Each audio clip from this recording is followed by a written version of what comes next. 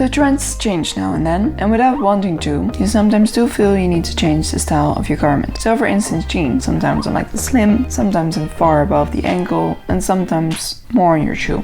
Whatever way, we can either make it shorter or longer. Making it shorter is easier and more known. Making it longer requires a few more steps. And for that, you will need a sewing machine, an iron, a geometric ruler, pins, fabric scissors, tailor's chalk, a jeans needle, some sewing thread, a seam ripper, and some leftover fabric.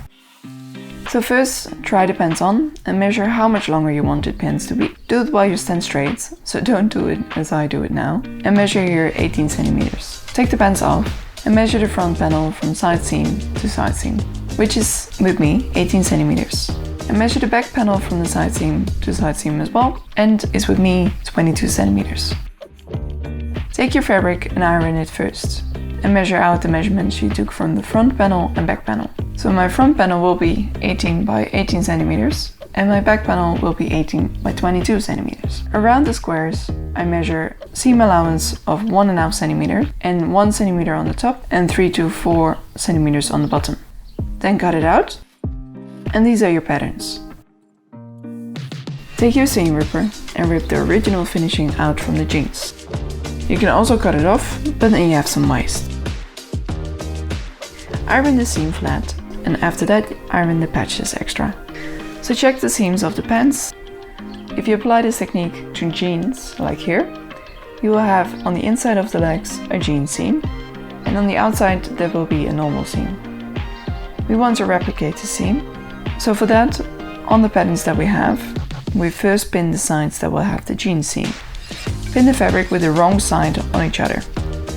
Then prepare your sewing machine and place in your jeans needle and stitch it on 1.5 centimeters from the edge.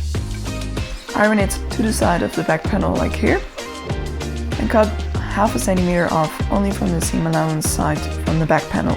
Iron everything again to the back panel side and fold the longer side of the seam allowance over the shorter one. And iron it. Take some pins and make sure the seam is everywhere evenly folded. Stitch down just the side of the fold and try to stitch as straight as possible next to the other stitch. So the jean stitch is done now, and then from the other side we can do a normal seam. So for the normal seam, we do the good side on top of the good side of the fabric and pin it down. Stitch it 1.5 centimeters from the edge of the fabric and remove the pins and cut off the leftover threads. Heat up your iron and open the seam normally. So for the finish of the button, fold the fabric edge first 0.5 centimeter so the fraying edge is hidden, and after that fold the edge 3 centimeters again and iron it again. Top stitch the double folded finish each 1.5 centimeters from the side. Turn the small extension parts inside out and place them over the leg of the pants.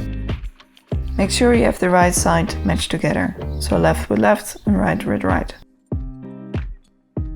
Match up the jean seams, match up the normal seams and match the edges of the fabric.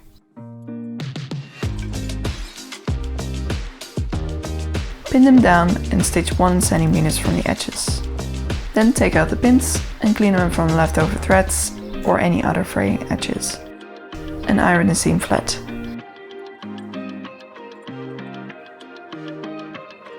And your jeans are longer. So this is on, and these are the full jeans. So you can do this with any garments. Of course you can play around, make a stripe from it and chop them up. Have fun and good luck. If you want to see more techniques, go to fixing.fashion, and if you are looking for a place that can repair and upgrade your clothes or want to set up a space, make sure to visit our global community map. And have fun!